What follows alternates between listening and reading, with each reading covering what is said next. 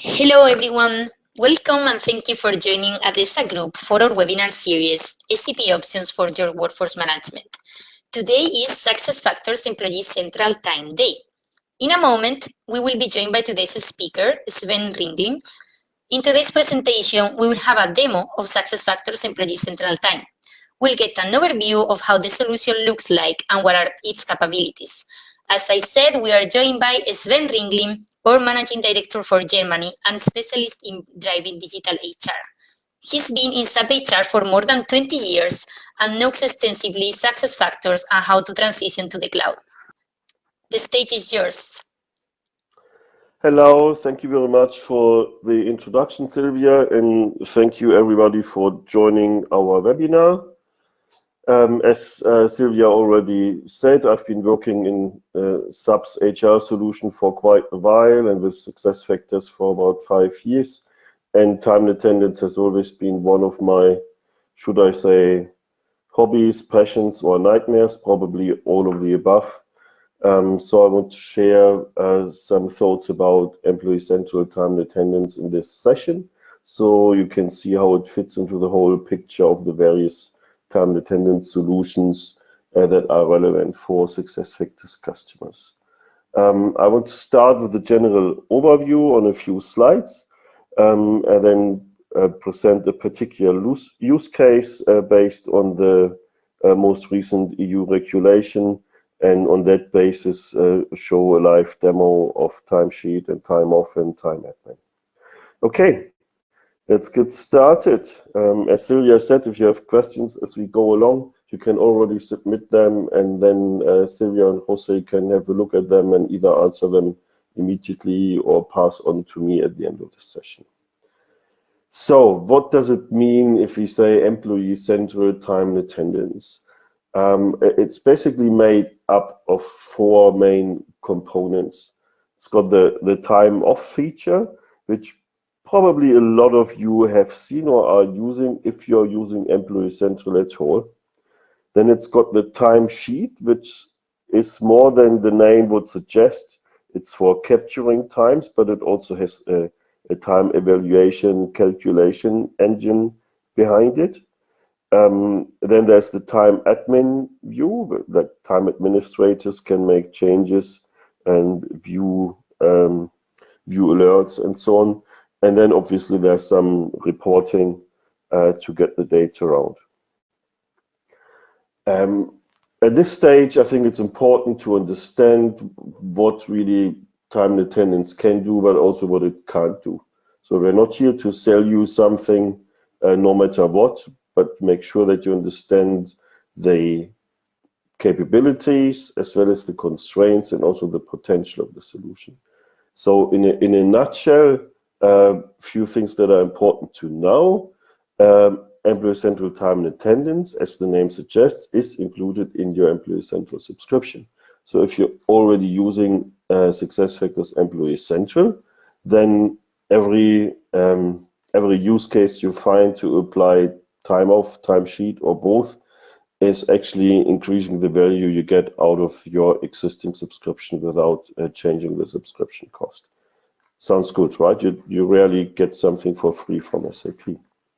So it's also aiming at being a pragmatic solution that covers most scenarios, but probably never going to be as flexible to do everything you want with custom coding and so on as you can do it in a SAP HCM on-premise solution if you're used to that.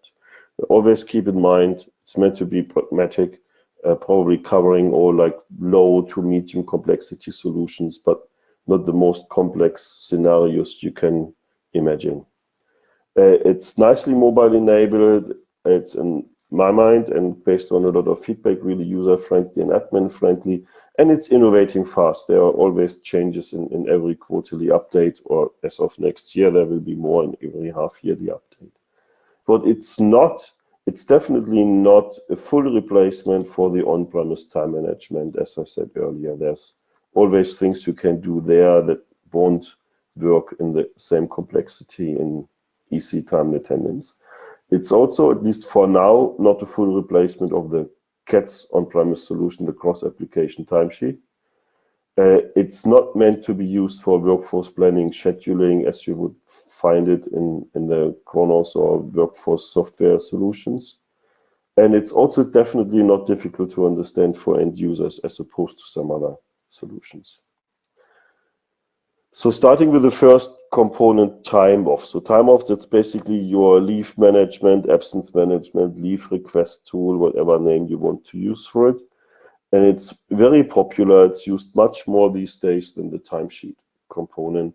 It's also often used as the so-called killer app to drive user adoption, because many organizations who want employees to get to use EC more, if they don't have a very advanced self-service empowerment culture yet, then leave requests or any kind of absence request is possibly the most popular self-service application they have. It's definitely a mature solution. It's got localizations for many countries. It can't be seen anymore as a like any kind of pilot or early version. It's really mature. The number of countries you use because of the localizations obviously can drive up implementation costs, but that's the same for any absence management solution. When you come to local legislation, that's just increasing the effort of implementation. It's just a brief overview of the elements. There's probably nothing surprising. It just does what absence management solutions do. What's probably nice if you are used to this on-premise solution is that it has a feature to support recurring absences, similar as you would like see it in Microsoft Outlook.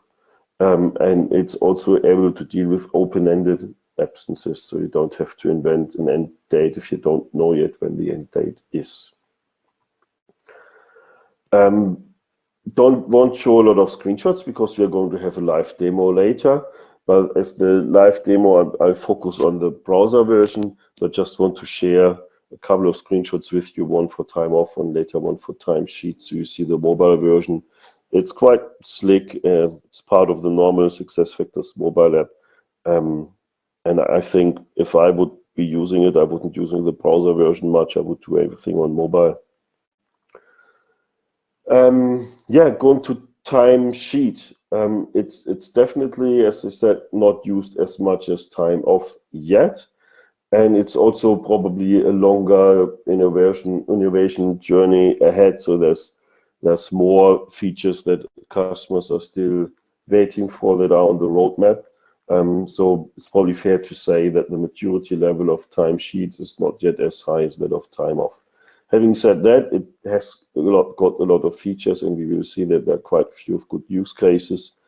Again, it does what you would usually expect from a standard time capturing and time evaluation tool. What I'd like to point out is that the calculations are based on a generic rules framework.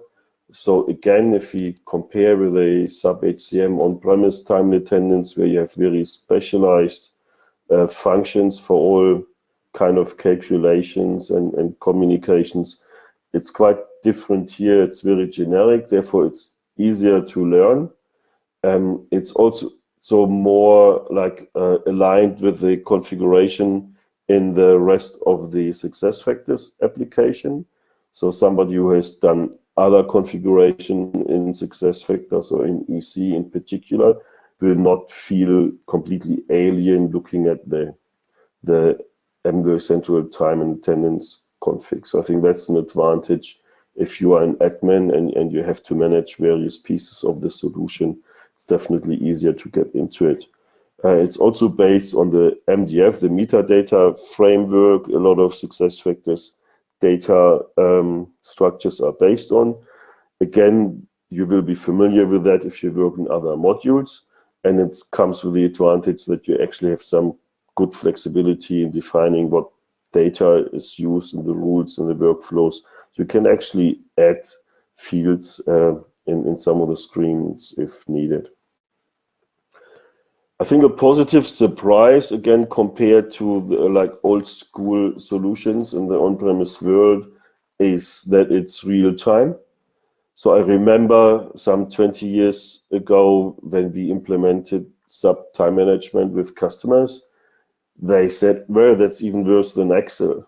And obviously, as a consultant, you are shocked. You're trying to make your customer love this expensive solution, and they say Excel is better. And the reason for this at first view was that in Excel, you capture a number and then the formula calculate the results immediately. And in the on-premise solutions, you capture your data, then you go to different transaction, you run the evaluation, then you go to different transaction again and look at the results. People have got used to this over time, but it's actually not terribly user-friendly. So as we will see later, if you look at the timesheet, as soon as we enter some new hours, the user can immediately see how this affects like their overtime level or their sum of working time hours. It's also really, it's mobile by nature. If you look at some of the traditional solutions, they all have mobile apps or mobile views, but you kind of see that it's never been designed with mobile in mind in the first place.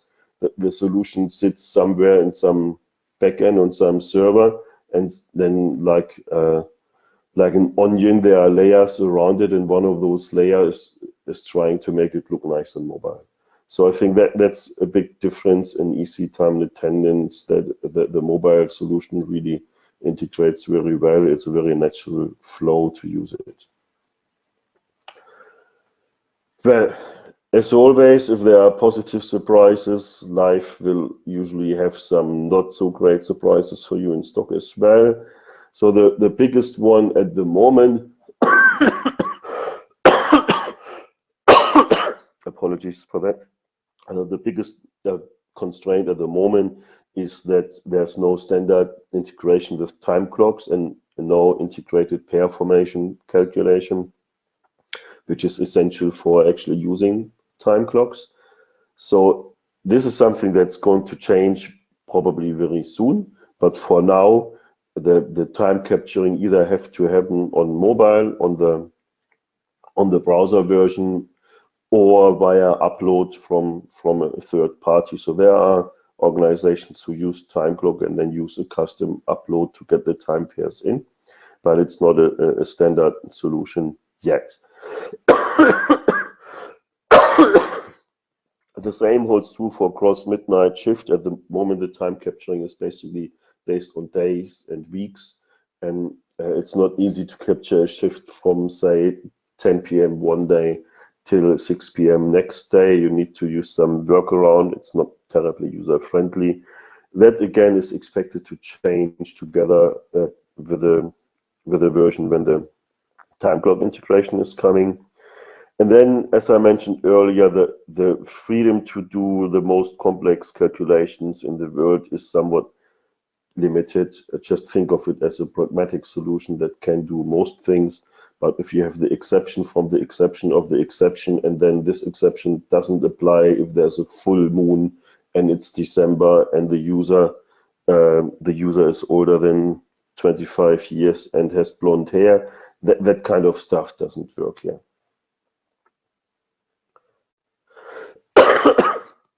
Again, just a brief look at the mobile experience in timesheet.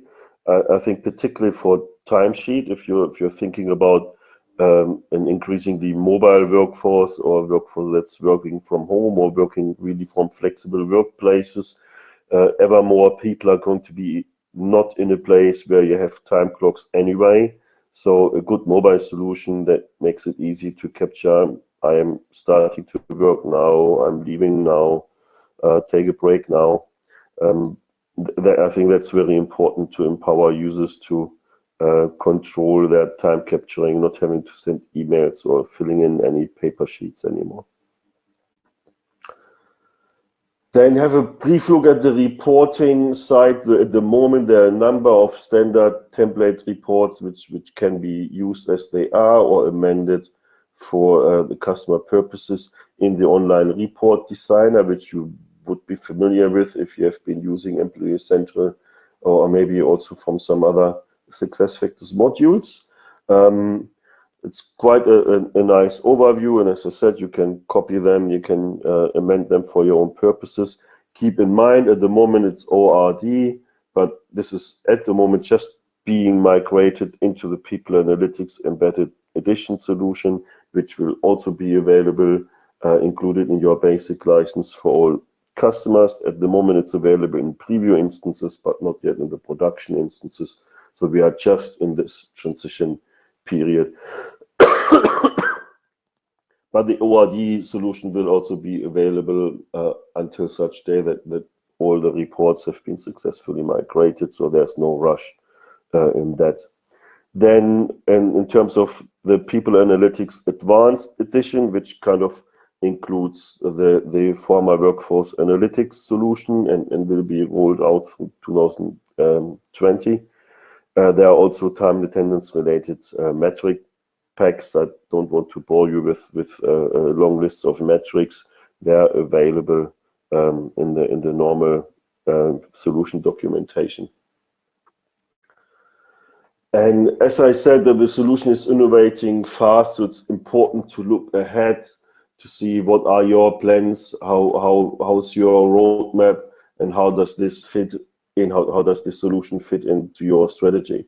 It's constantly evolving, and particularly the biggest constraints I've been talking about, the time clock integration across midnight shifts, they are on the roadmap to be delivered quite soon. So this is something you would need to consider for your planning. And the other part is the metadata framework really does allow for a lot of flexibility. So if you say we need to capture project times and what the solution offers here is not enough, you would need 1 or 2 extra fields. That is actually something quite a few customers have already implemented with the MDF.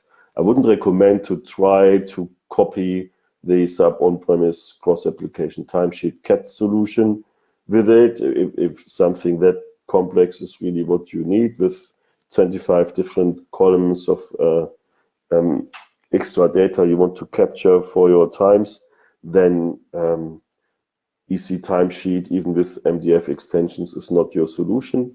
But for a simple way of capturing a project ID and then maybe capturing an activity type, to export that data to whatever solution you're using in accounting or in billing, that's something that you could definitely achieve.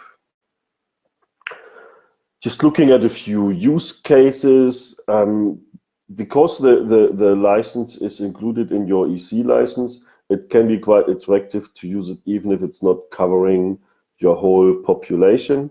If you're thinking about using something like Kronos, which is a much more comprehensive solution, but I can tell you it doesn't come for free, then maybe you're considering to use that for, say, maybe your manufacturing workforce with a lot of complex shift patterns and complex rules. But then you may think about using time off and timesheet for parts of your population that have simple rules. Quite often that could be your mobile workforce, or maybe your whole office-based workforce, or you may even have a lot of employees those days who don't even capture time on a regular basis. And that's leading us to the question, will you even be able to do this going forward legally? Because the new EU regulations are actually discouraging you from basically just trusting everybody that they work the right hours, and ask your employees to trust you that you are paying them correctly. Compliance and trust don't usually go together very well. So what does it mean, this EU regulation, which I think is a perfect use case for EC time attendance? Before this latest European Court ruling, you are probably familiar with the EU Working Time Directive if you are working in the EU or have subsidiaries in the EU and you've been dealing with time and attendance. There's some basic things apart from further details it's looking at. It's regulating the maximum average working time per week. it's regulating the maximum working time per day, it's regulating break times, and it's also regulating recovery times between the time you stop working today and then you start working again tomorrow.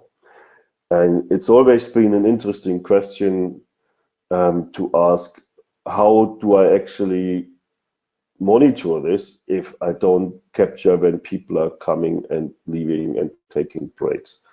It's basically just assuming that everybody is playing by the rules. And that's what now, based on a case raised actually in Spain, the European Court has kind of killed off with a recent ruling from May this year. I've got an excerpt of the like the summary of the ruling. It's basically telling you that employers should have objective, reliable, and accessible systems to record the duration of working time. And further down, it also talks about knowing when, not only which number of hours has been worked, but also when they have been worked. I think it makes sense if you go back looking at these controls, things like breaks and most importantly, recovery time. For those rules, it's not good enough to know this person has worked 9 hours today and 10 hours yesterday, so it's all fine. It also needs to know how much time was in between. So what does it mean? So this is not directly addressing you as an organization. It's addressing EU member states. So at the moment, I think everybody is just expecting things to change, but in those member states who don't have this kind of national legislation yet, basically waiting for that to come out. So the details of the implementation will only be known if each of the member countries has translated this into detailed national legislation.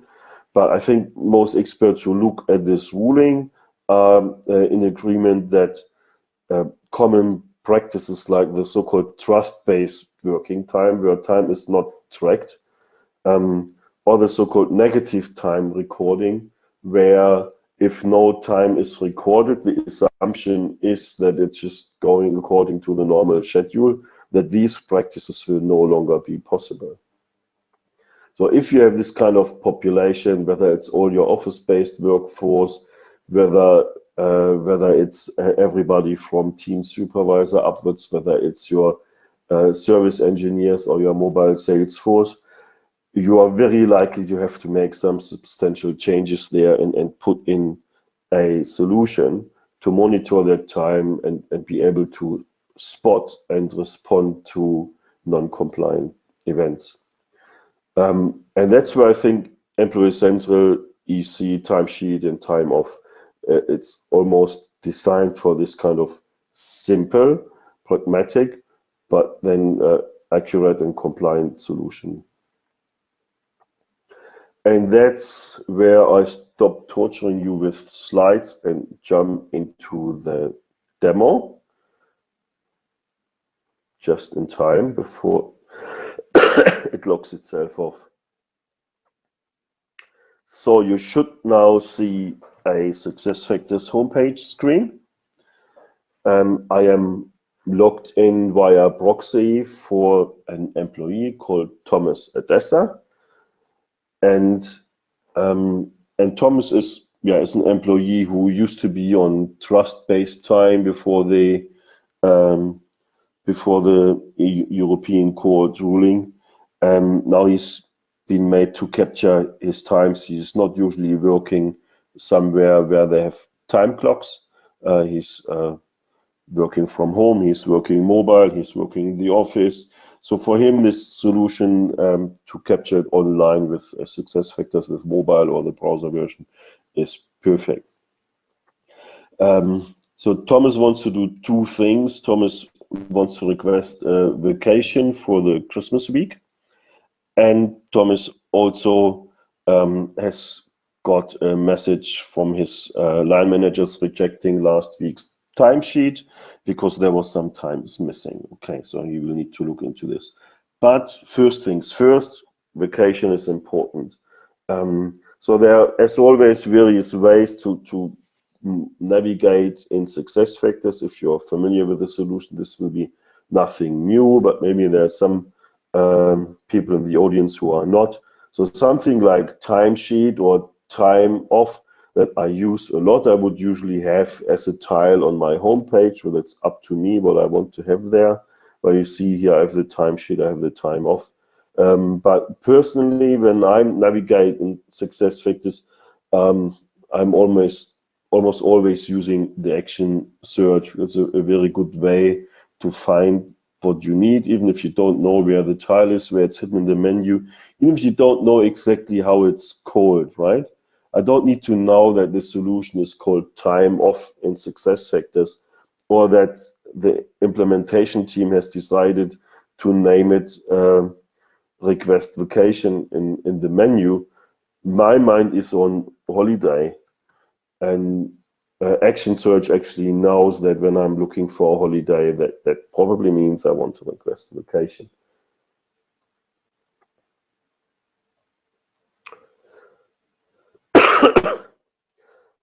So this is the basic time off screen. In the browser version, it's a bit more space, so you have some more information than you would have on the mobile solution in one view. But basically, it gives you the usual calendar view. You can see where there already are vacations. The green ones are approved. There are no orange ones which would be pending. So that's already a good overview. I also have upcoming time off, so I see that the next one is this vacation early December, and then there are some public holidays. I also see my vacation days, which in this case are actually built to accrue over time. So as I said, Thomas really wants to take some time off in the Christmas week.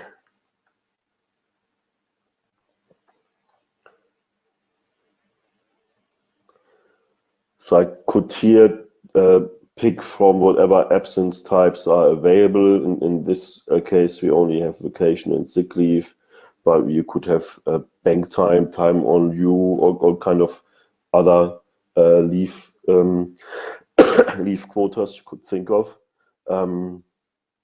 And what did I say? I wanted in the Christmas week.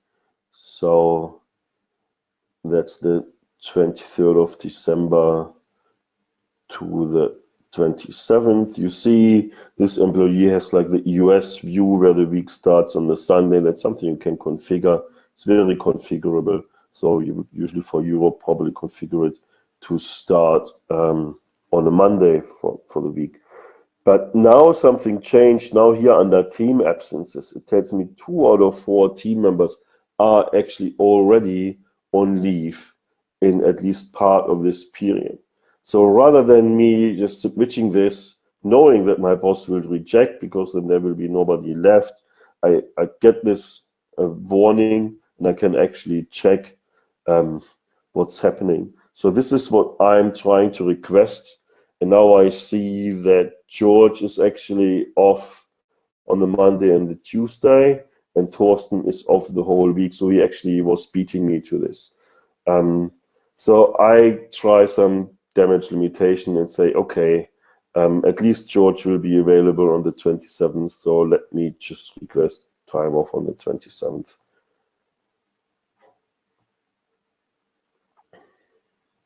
So then this changes. It's only 1 out of 4 team members is already on leave. I could now add attachment. Doesn't make sense for normal leave, but say if I would request leave for a special occasion, maybe for a home removal, or a family member is sick or something, and HR requires documentation for that, then I could add the attachment. So I submit this.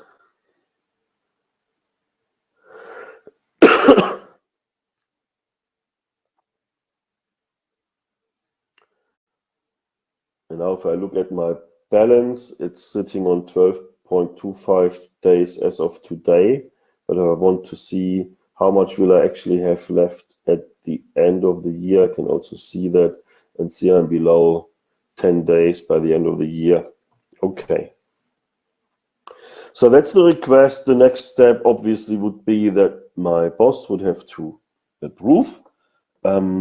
So I'm quite confident they're going to do, because I already know that there are 2 other team members still on duty on that day. But before I switch to the line manager view, said Thomas has some other things to do. He has to look at last week's timesheet because his original submission has been rejected by his boss. So I'm looking at, view my timesheet.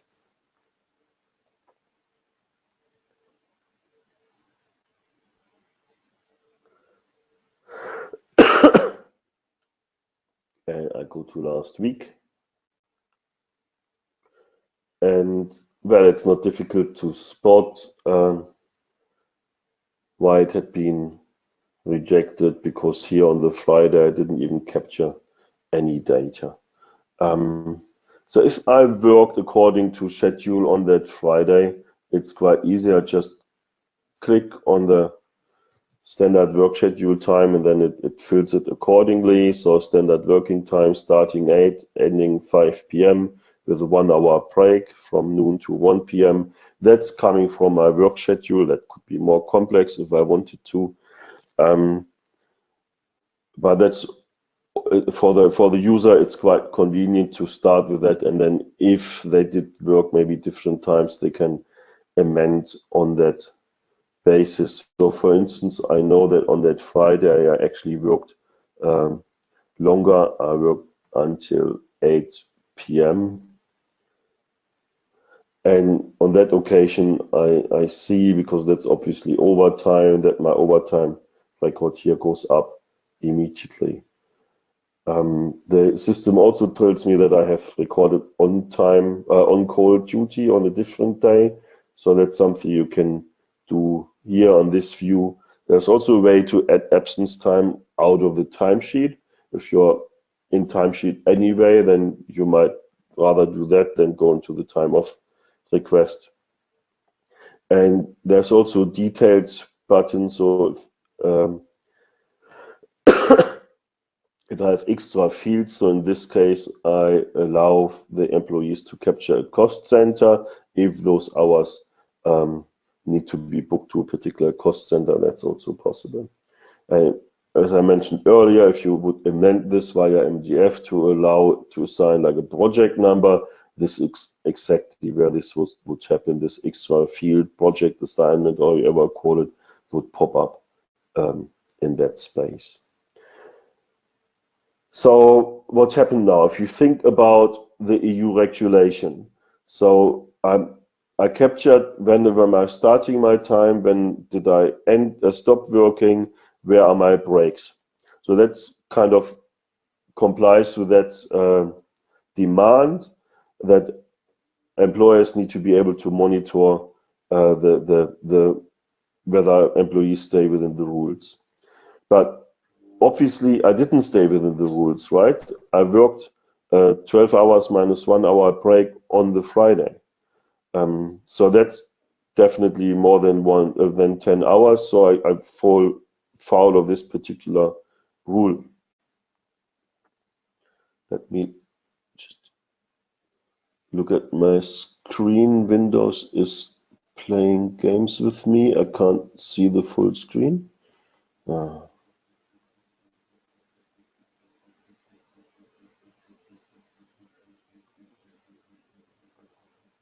So that's better. There's one thing that you may or may not usually let your employees see, but for the admin who's testing the configuration, this is very useful. There's a thing called time collectors, which can be defined with the generic rules, and to monitor the rules of the EU regulation, we actually built a time collector that counts the number of days where an employee worked more than 10 hours. So this just happened on this Friday. So this counter goes up to 1.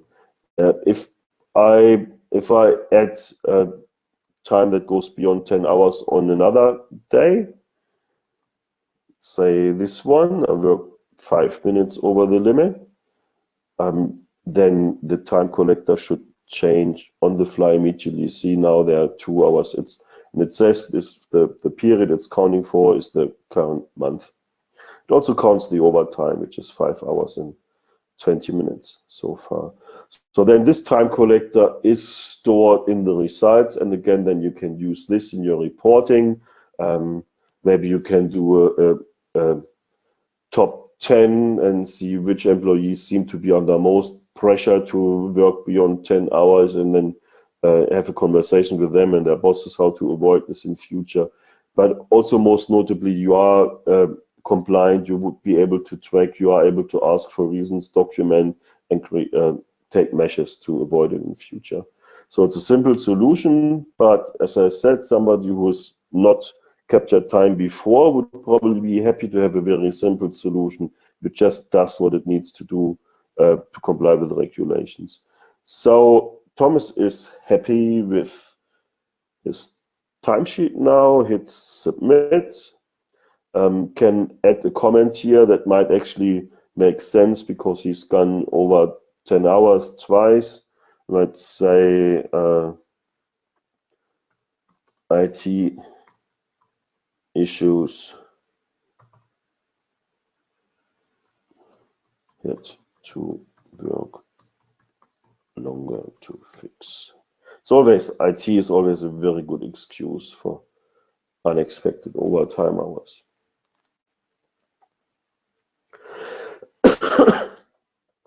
So these hours are now sent as a timesheet to the line manager. We will look at this in a minute, how his approval view looks like. But once they're approved, they can also go on. They can be integrated with your payroll solution, particularly if it's sub Employee Central payroll or sub on-premise payroll. Then you have your predefined interfaces or integrations you can use for this. If I'm looking at this and I realize 520 overtime, I thought I should have worked much more overtime. I've worked on Sunday, it's not counting. Then I realized, oh, I forgot to capture this Sunday. I could actually, because it's not been approved yet, I could actually still withdraw. So for the time being, it's safe. It's out of my line manager's inbox, and I can now add the extra hours I had worked on the Sunday.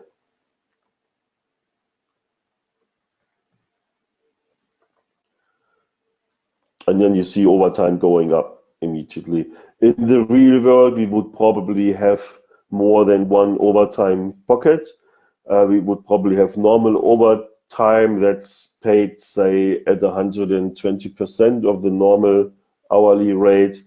But then overtime on the Sunday, that might be a different wage type because it's paid at 150%, or overtime of more than 5 hours per week might get a different rate. So that's not difficult to do. These kind of calculations are easy with the generic rules. Then you can have them in special pockets for your reporting, and you can also assign them to special wage types to go into your payroll solution. But now I have to submit again, so it's actually going to my supervisor. Submit successful. So just enough time to have a quick look at the supervisor view. So I'm now going to proxy for a different person. Thomas' boss is called Uwe Radka. That's the one. So I'm now slipping in Uwe's shoes. And I should actually see the requests from Thomas in my open approval requests. There are 2. That looks promising, right? And I have them both here. So I have the timesheet for that week, and then I have the request for vacation days on the 27th of December. So I could actually approve it right out of this view, maybe because this is all I need to know. Maybe I talked to Thomas already. I know this was coming. I no need to go into the detail. But, well, I want to show you the detail, right? So let's go into it briefly.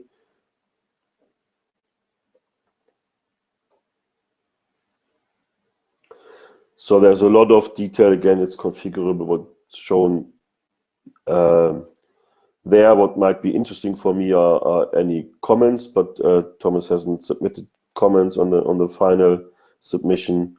But maybe as a team leader, the most important part for me would also be the team calendar. So it tells me one other is absent.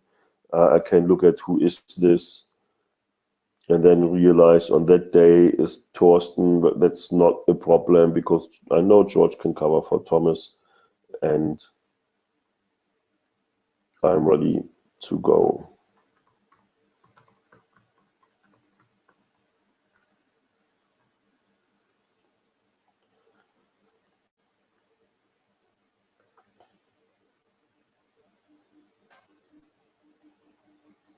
So this is a normal workflow, as you may be familiar with from other EC workflows. So you can add further approvers if you really want to have crazy processes. You can inform other people. You might want to send an information message to the next level manager, to a matrix manager, to somebody in HR. Obviously, the employee can be informed.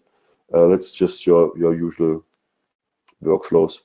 And now the timesheet one, there's obviously a bit more information in there. Again, it's a lot of it is configurable.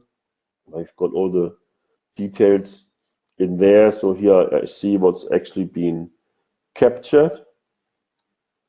So it's just the standard working time, the breaks, the on-call duty. That's, oops, go away. Nothing surprising here.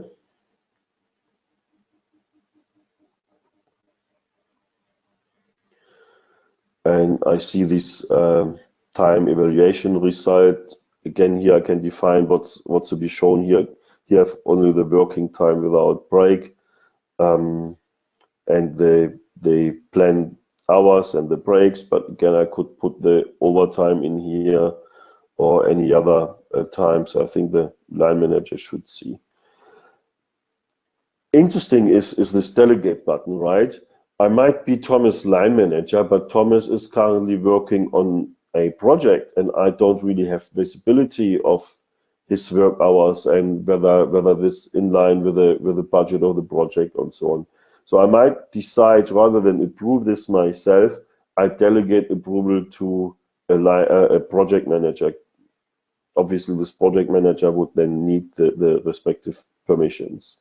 But to keep it simple, I just approve now.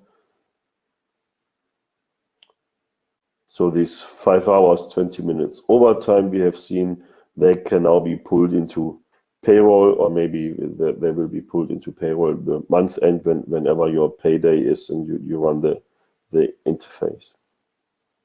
So that's the main part. So we've seen a time off leave request.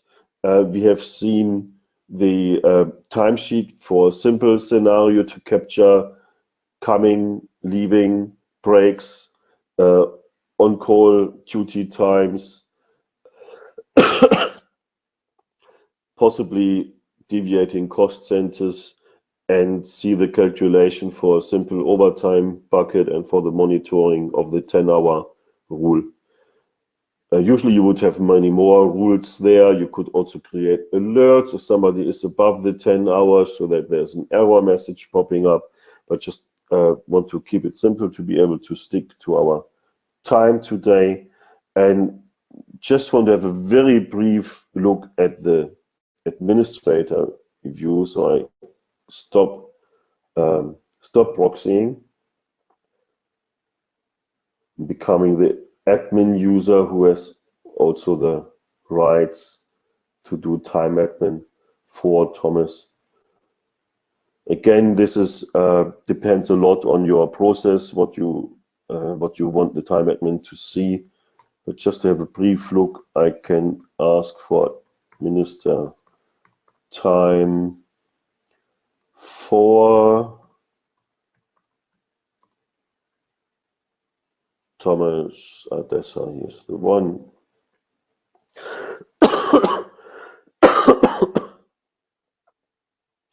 So the main standard elements you see is the actual time records.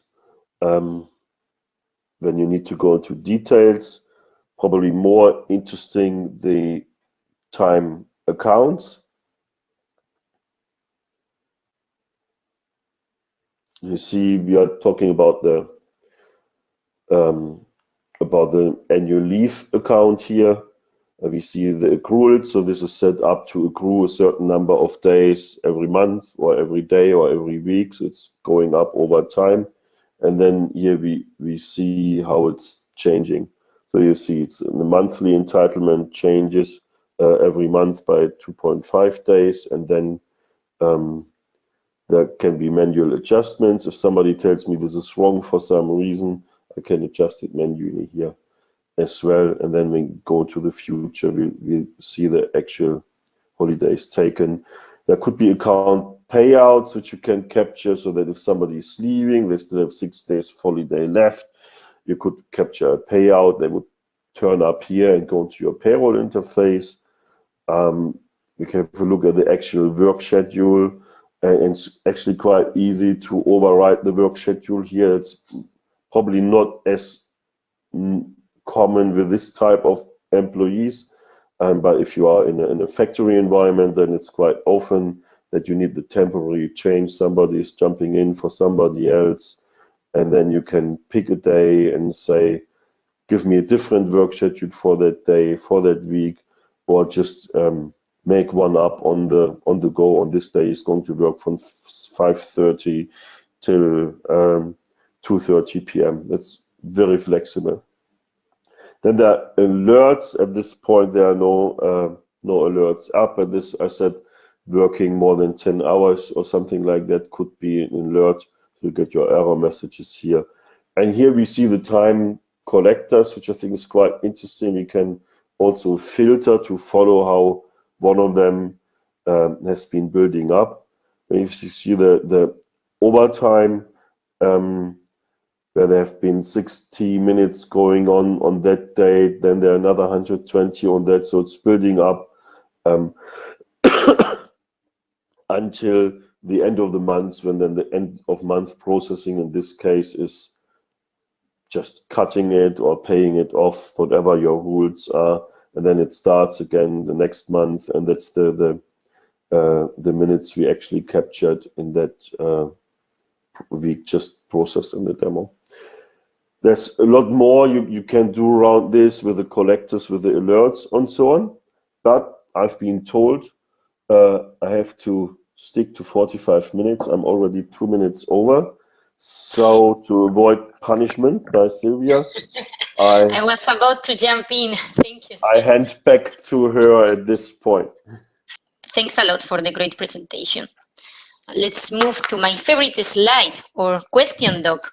So some of the very interesting questions that we received are, first one, do we need Employee Central Payroll to use Employee Central Time? Do you need Employee Central Payroll? It's a very nice payroll, right? But you don't need it to run EC Time. So EC Time can run completely on its own as a time solution. And I see where the question could be coming from, because I think the official word that's still used in various places is actually EC Payroll Timesheet. But that's because it can feed Employee Central Payroll, but doesn't have to. So you can use it standalone just to calculate your time with no connection to any payroll whatsoever. You can integrate it with EC Payroll. That's the easiest payroll to actually integrate it with, because they are brother and sister, right?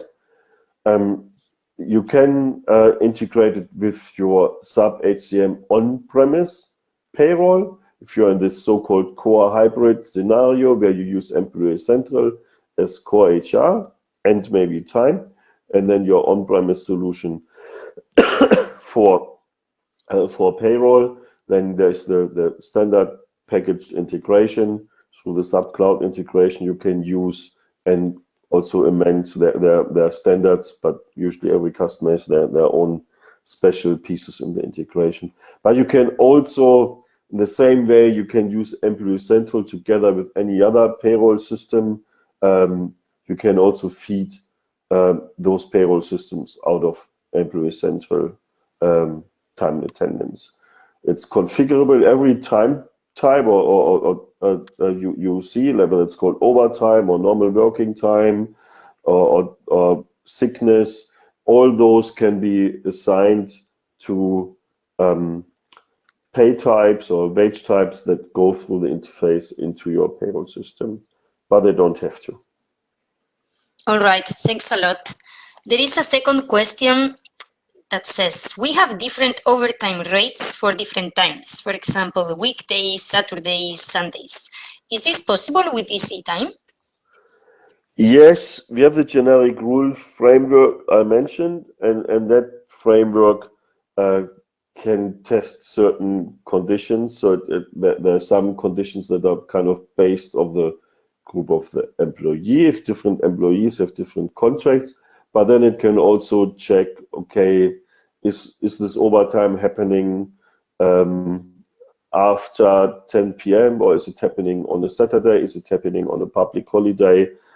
Or is it more than 4 hours for the whole week?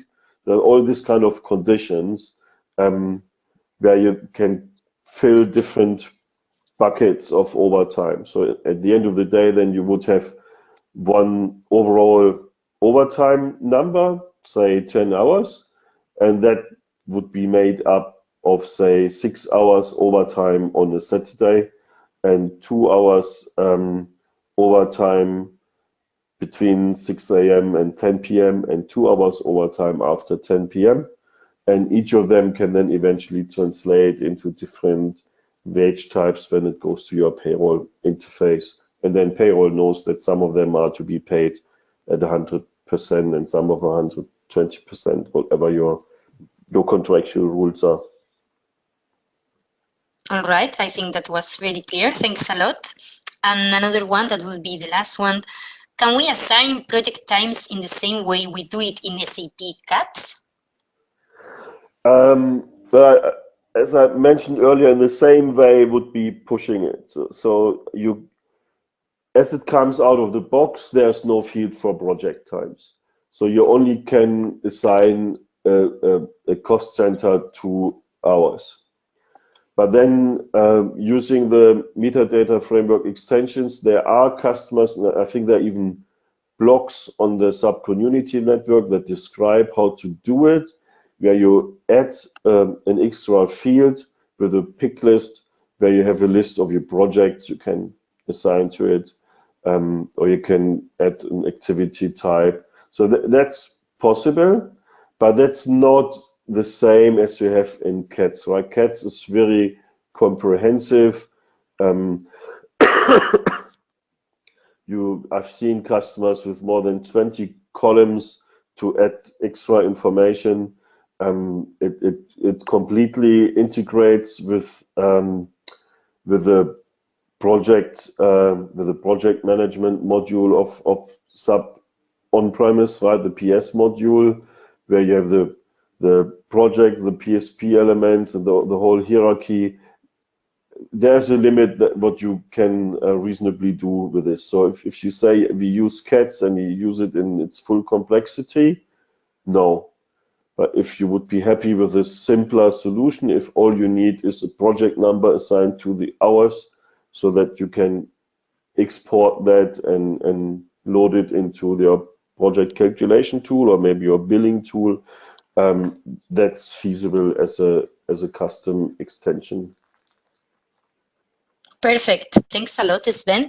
We hope to see you at the upcoming webinars. As always, you can get in touch to me directly or to Jose Maria, and we will centralize your questions.